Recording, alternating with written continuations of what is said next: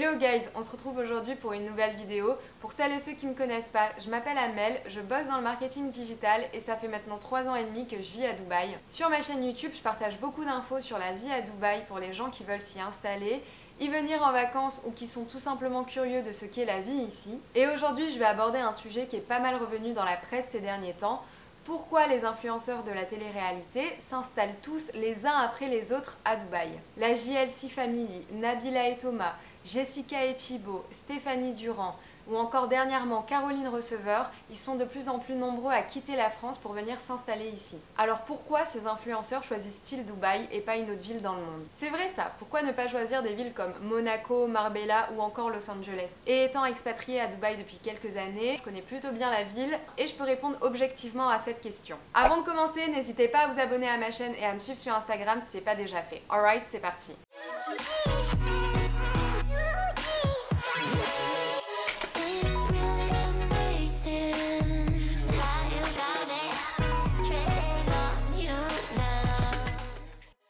Avant de commencer, je pense qu'il est important d'expliquer dans un premier temps quel est le statut exact de ces influenceurs et comment ils gagnent leur vie. Bien entendu, il y a plusieurs types d'influenceurs, mais ici je vais parler uniquement des influenceurs issus de la télé-réalité. Des influenceuses comme Nabila ou Caroline Receveur, à la base, elles ont obtenu leur notoriété en participant à des émissions de télé-réalité. Faut savoir que la visibilité qu'on gagne quand on participe à une émission de télé-réalité comme Les Anges ou Les Marseillais, elle est juste énorme. Et les candidats qui buzzent pendant ces émissions, ils peuvent gagner très vite des abonnés sur les réseaux sociaux. Tu peux passer de 0 à 1 million d'abonnés en un rien de temps.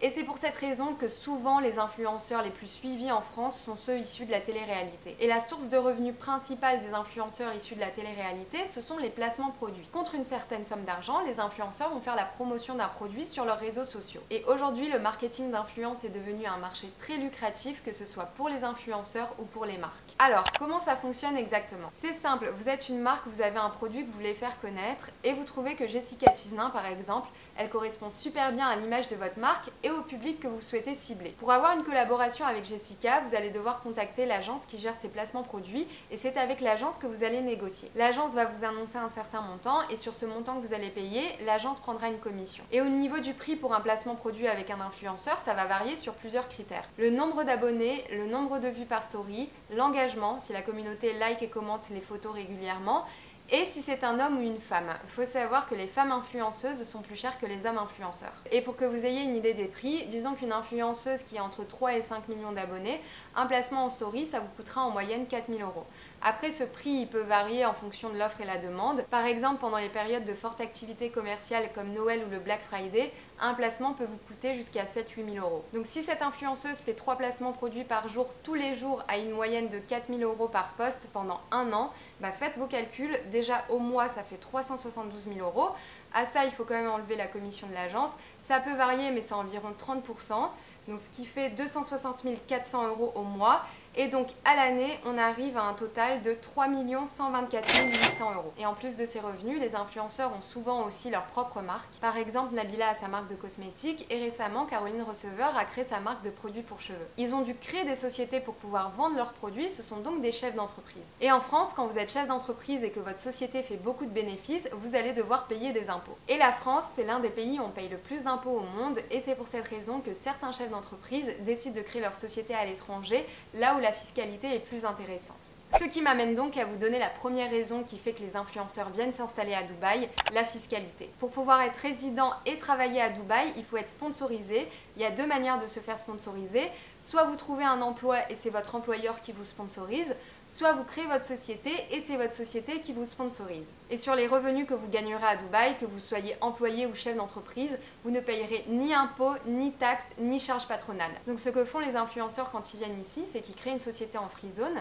Ça coûte quelques milliers d'euros et en termes de démarches administratives, ça peut se faire très rapidement. Et peu importe les bénéfices que la société fera, il n'y aura pas d'impôts à payer. Donc fiscalement parlant, quand votre société génère plusieurs millions d'euros de bénéfices par an, bon, entre payer beaucoup d'impôts et ne pas en payer du tout, le calcul est vite fait pour certains. Et quand on devient millionnaire, le lifestyle, forcément, il change. On achète une plus grande maison, des voitures de luxe, des fringues de marque et j'en passe. Et pour certains influenceurs, mettre en avant ce lifestyle, c'est devenu leur marque de fabrique. Malheureusement, ça a coûté très cher pour certains d'entre eux. En s'exposant comme ça sur les réseaux sociaux, ça a donné des idées à des gens mal intentionnés et certains d'entre eux se sont fait voler, cambrioler, parfois même avec de la violence. Ce qui m'amène à la deuxième raison qui fait que les influenceurs viennent à Dubaï, la sécurité. Personnellement, je vis à Dubaï depuis 3 ans et demi et je peux vraiment vous dire que c'est une des villes les plus safe au monde. Par exemple, les gens ici laissent la porte de chez eux ouverte, vous pouvez vous balader dehors à n'importe quelle heure de la nuit, il ne vous arrivera rien. Vous oubliez quelque chose dans un taxi ou dans un restaurant, vous êtes sûr que quelqu'un va vous le mettre de côté. Les lois sont strictes aux Émirats Arabes Unis et les crimes et les délits sont sévèrement sanctionnés. Les gens quand ils viennent à Dubaï, c'est pour travailler. Du coup, il y en a très peu qui veulent prendre le risque de finir en prison ou de perdre leur visa parce qu'ils ont enfreint la loi. Et par rapport à la sécurité, il faut aussi prendre en compte la notoriété des influenceurs. En France, ils sont très médiatisés, donc s'ils se baladent dans la rue, on va forcément les reconnaître. J'avais lu aussi que pour certains d'entre eux, quand ils étaient en France, il y avait tout le temps des gens qui venaient devant chez eux, qui sonnaient à leur porte, qui les espionnaient. En fait, ils étaient jamais tranquilles. Et en venant à Dubaï, ils retombent dans une certaine forme d'anonymat. À part la communauté française ici, les gens n'ont aucune idée de qui sont Nabila et Jessica. Et du coup, ils n'ont aucune raison d'aller devant chez eux pour les espionner. Moi perso, je les ai tous croisés, les influenceurs ici, et il y a très peu de gens qui les reconnaissent. Et même quand on les reconnaît, on n'a juste pas envie de les déranger. La troisième raison pour laquelle les influenceurs viennent à Dubaï, c'est la proximité géographique. Et là oui, je sais que vous allez me dire, mais attends Amel, Paris-Dubaï c'est quand même 7 heures de vol. Alors oui, c'est pas la porte à côté, mais quand on y réfléchit bien, 7 heures de vol c'est pas si loin que ça. Vous prenez un vol le matin à 8 heures de Dubaï, vous arrivez à 13h30 à Paris. Donc si vous avez une urgence, vous pouvez rejoindre la France très rapidement. L'été, il y a juste 2 heures en plus que la France, et l'hiver 3 heures, donc le décalage horaire il n'est pas important, et on peut continuer de travailler avec la France. La position géographique de Dubaï, elle est aussi exceptionnelle parce qu'elle est entre l'Asie et l'Europe. Voyager régulièrement, ça fait partie du lifestyle des influenceurs. En étant ici, ils peuvent continuer de voyager dans le reste du monde facilement. Dubaï, c'est aussi une ville qui est très réputée pour ses services. Par exemple, avoir une nanny qui s'occupe des enfants, une femme de ménage ou même un chef cuisinier, ça coûte beaucoup moins cher qu'en France. La plupart des couples influenceurs à Dubaï, ils ont des enfants et ils ont des nannies pour les aider au quotidien. Et c'est d'ailleurs très courant ici, pas que pour les influenceurs.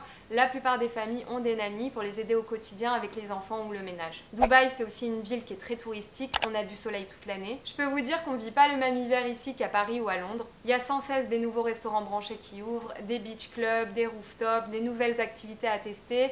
Si vous me suivez sur YouTube et sur Instagram, vous savez qu'à Dubaï, il y a toujours plein d'activités à faire, on s'ennuie jamais. Et quand tu es un influenceur, ton premier rôle, c'est de créer du contenu en partageant ton lifestyle. Faire des placements produits, oui, mais en vendant du rêve. Et quoi de mieux que Dubaï pour partager ce lifestyle? Dubaï a d'ailleurs été élue une des villes les plus instagrammables au monde. Il y a beaucoup d'endroits ici qui ont été spécialement conçus pour qu'on puisse prendre les plus belles photos, pour qu'on les partage sur les réseaux sociaux. Et la dernière raison, je dirais que c'est la facilité d'expatriation et d'intégration ici.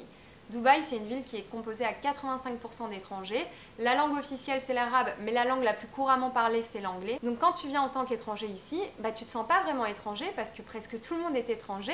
C'est une ville qui est très cosmopolite, les gens viennent des 4 coins du monde et du coup, tout le monde est un peu dans la même situation que toi. C'est un pays musulman, mais c'est aussi un pays qui est très tolérant et qui respecte toutes les religions et donc culturellement parlant, c'est très facile de s'intégrer ici. En toute objectivité, des villes qui proposent exactement les mêmes avantages, je pense qu'il n'y en a aucune dans le monde. Et ce sont donc les raisons principales pour lesquelles les influenceurs viennent vivre à Dubaï.